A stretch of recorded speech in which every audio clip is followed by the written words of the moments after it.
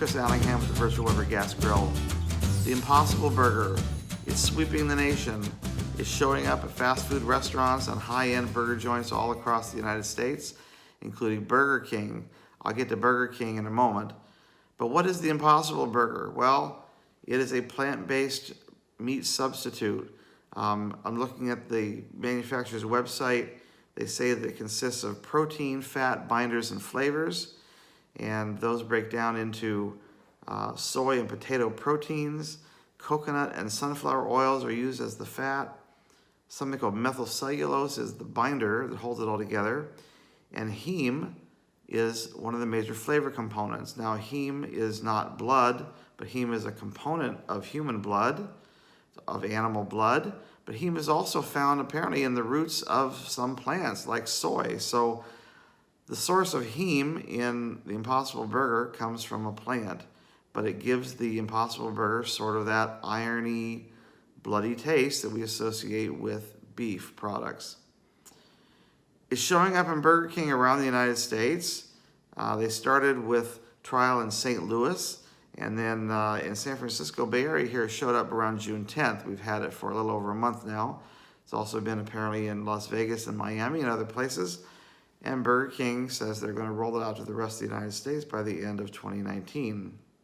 So why am I talking about the Impossible Burger? Well, I've not been able to buy it and bring it home and cook it on the Weber Gas Grill, but my wife and I went down to a nearby Burger King where they were selling the Impossible Burger, and we gave it a try. And we bought 3 Whoppers. 2 of them were Impossible Burgers, and 1 of them was a beef Whopper. And we each tried the Impossible Burger, and I tried the beef Whopper. You can see in these photos a side-by-side shot of how they come from the kitchen in their wrappers. The Impossible Burger has a green wrapper. The other Whoppers got a brown wrapper. Here's a picture of the Impossible Burger out of the wrapper. It looks kind of like a Whopper, but when you take a closer look at the burger, you see that it is really, really dark, almost to the point of being black. Here's a close-up shot of the texture of the Impossible Burger. You can see it has kind of a crumbly looking texture. The texture doesn't look too bad, but you'll notice it does look very, very dry. And again, here's a shot looking at the beef patty. It is really dark brown, almost to the point of being black. Here's another shot where I flip the burger upside down and you're looking at the bottom of the patty. It is extremely dark. Unlike the photos you see online or in some of the press releases where you see a very juicy looking Whopper patty with the standard grill marks like a regular Whopper, you don't see that here on this Impossible Burger. And here's a side-by-side shot of the Impossible Burger on the left and the regular beef Whopper patty on the right.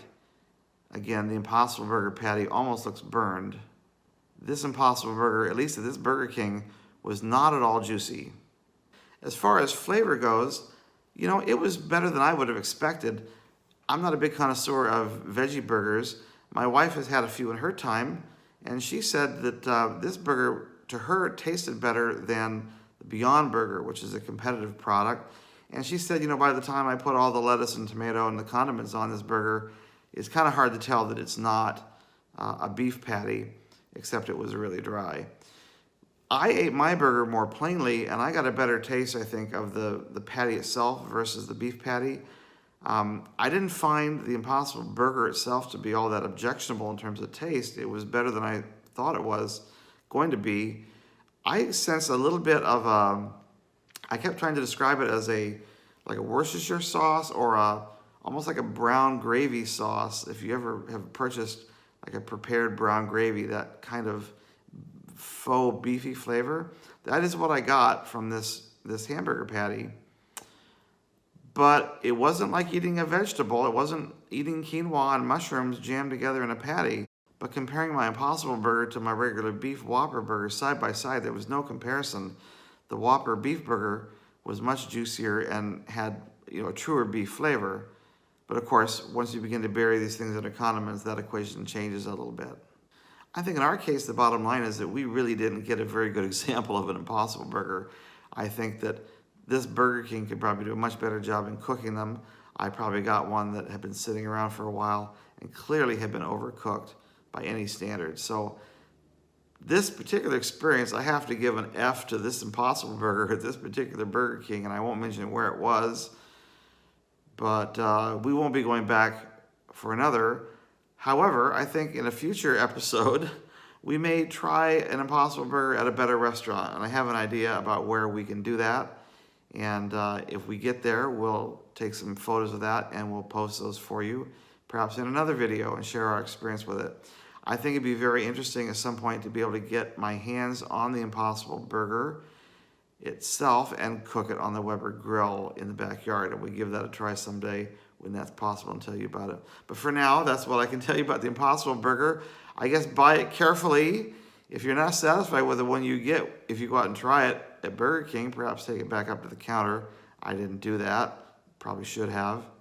Your mileage may vary when it comes to this new product. But it's an interesting category. I read online that, in fact, Burger King experiences an 18% increase in sales when they introduced the Impossible Burger. So it is drawing in people who would not normally eat beef. And I think there are some important questions and issues surrounding beef production in the country and the healthiness of beef, and perhaps plant-based meat substitutes have a place on our grill in the backyard for some people. So we'll keep an open mind about it, and we'll keep our taste buds. Do taste buds have an open mind? But if they do, we'll try to keep them open, and we'll see where it goes.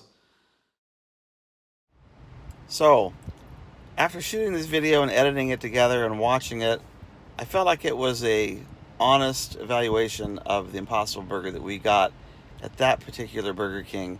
But I wasn't sure it was really a fair shake to publish the video without first maybe visiting another Burger King and trying another Impossible Burger. So that's what I'm here to do today. Welcome to Burger King. Hi, Elton. Yeah, hey, can I get an Impossible Whopper? Just a sandwich or the meal? Yeah, just a sandwich, please. Just a sandwich, okay? Anything else? That's going to be all. Okay, it's gonna be $7.64, please. Okay, thank you. You're welcome. Well, upon first look, it does look like we have a dark edge on the edge of this burger. Let me extricate the burger, get a closer look. And here's the burger revealed. I flipped it upside down and removed the bottom bun, and we have the same very dark brown burger that we got in our first sample. So, two samples, both with a very, very dark burger, nothing like the picture that we see in the advertising. Now here's the top side of the patty. We do see some charbroil marks on this burger. That's a little different than the first one that we got at the first Burger King. So the top side of this burger is not done quite as much, but the bottom side is very, very dark. I still don't think that this edge is anywhere near what you see in the photograph of the Impossible Burger in the advertising. Okay, so that last burger wasn't so great. Maybe a little better than the first. We're going to give it a third shot. We're going to give it 3 times the charm, all right? Got to make sure we give Burger King a fair shake. Let's go through the drive-thru and get one more Impossible Whopper. Hi, welcome to Burger King. This is Elvira. How can I help you today? Yeah, can I get an Impossible Whopper? Okay, 3rd time's the charm. We got another Impossible Burger. And here it is on the bottom side. It is not quite as dark as the other 2 samples that we've seen. Let me flip this over. And we do see, I think, better grill marks on this one. It's a little bit charred at the edge, but this, I'd have to say, is probably our best sample so far. So this one, not a bad representation. So let's recap. First Impossible Whopper at the first Burger King, really dark, almost to the point of being black on both sides. Second Impossible Burger at the second Burger King, pretty much the same as the first. Third Impossible Burger at the third Burger King, our best sample of all, had pronounced grill marks on the top side, was medium brown on the bottom side. I think it was the best cooked Impossible Burger of the 3. Now, it doesn't particularly look juicy, but I think that's the nature of the patty. I think my original advice still stands, and that is that if you don't like the look of your Impossible Burger at Burger King, send it back and ask for another. I hope you enjoyed hearing about my experience with the Impossible Burger. If you have any suggestions for future videos, I'd like you to please contact me at the email address you see on the screen. I hope you will like and subscribe to my videos. It helps other people find them. I appreciate you watching. Until next time, take care, everybody. Happy burgers. Bye-bye.